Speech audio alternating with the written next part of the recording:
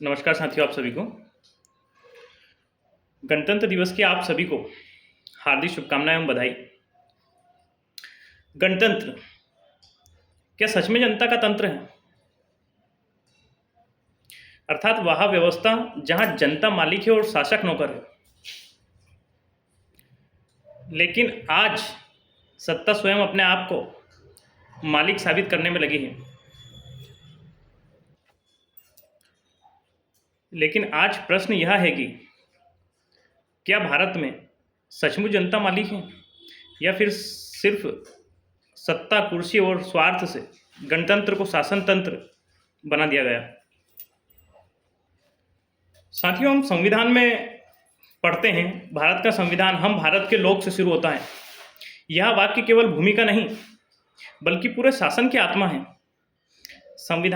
हमारे संविधान में 3 स्तंभ है: विधायिका, कार्यपालिका, न्यायपालिका।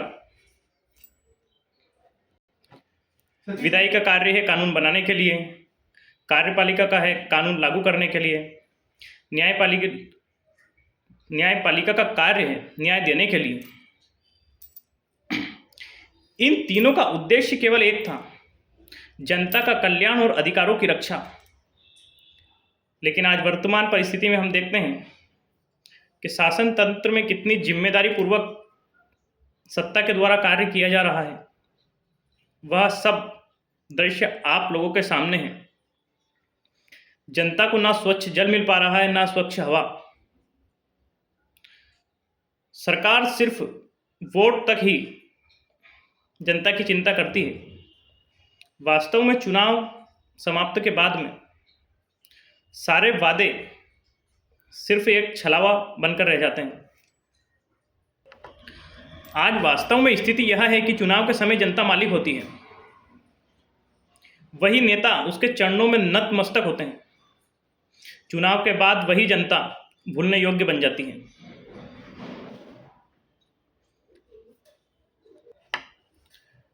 हम देखते हैं कि सभी राजनीतिक दल, चाहे सत्ता में हो या विपक्ष में हो, गणतंत्र की मूल भावना को रोन करके जनता को केवल वोट बैंक समझने लगे हैं।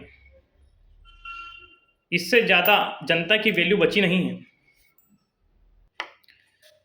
यदि इस लोकतंत्र में कोई जनता अगर जिम्मेदारी पूर्वक सत्ता से सवाल भी पूछती है तो उसे राष्ट्रद्रोही, अराजक, व्यवस्था विरोधी या नकली शंकराचार्य कहकर के बदनाम किया जाता है, ताकि कोई सत्य के पक्ष में खड़ा भी ना हो और केवल सत्ता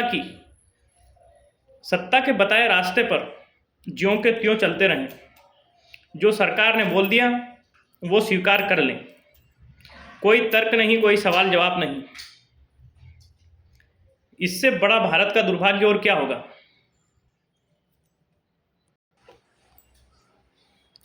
क्या गणतंत्र में जवाब देना, जनता को जवाब दे नहीं है?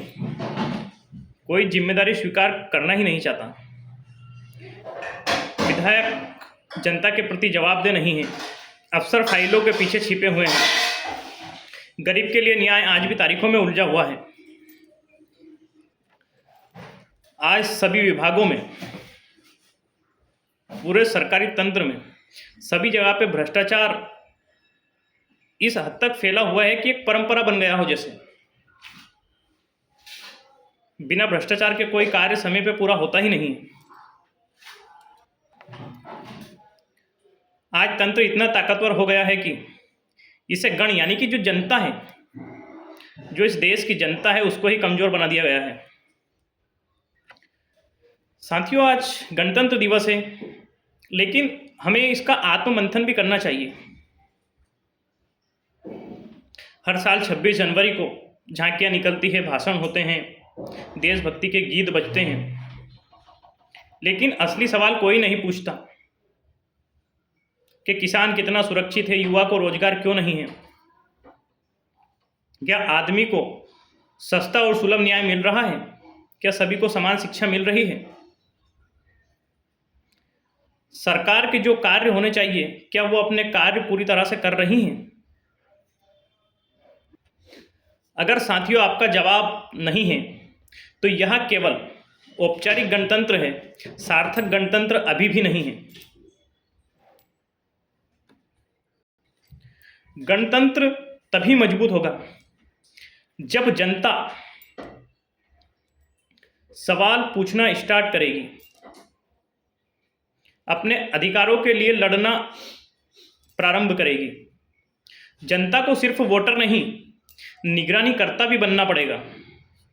सवाल पूछना अपराध नहीं है, कर्तव्य है। यह लोकतंत्र है और सवाल पूछना सबका दायित्व है। नेता खुद को मालिक नहीं, सेवक या नौकर समझे। लोकतंत्र भीख से नहीं साथियों, जागरूकता से चलता है। और जब युवा जागरूक होंगे, देश जागरूक होगा, तो सत्ता सही दिशा में कार्य करेगी। साथियों, जब तक तंत्र जनता के सामने जवाबदेह नहीं होगा, सत्ता सेवा नहीं स्वार्थ का माध्यम बनी रहेगी। तब तक गणतंत्र केवल शब्द रहेगा, व्यवस्था नहीं। वास्तव में जिस दिन तंत्र जनता से डरेगा, उस दिन भारत का गणतंत्र जीवित होगा। अधिकारों के लिए लड़ना और गलत का विरोध करना, यही स्वस्थ लोकतंत्र को मजबूत करता है। भारत माता की जय। सभी को गणतंत्र दिवस की शुभकामनाएं। बहुत बहुत धन्यवाद।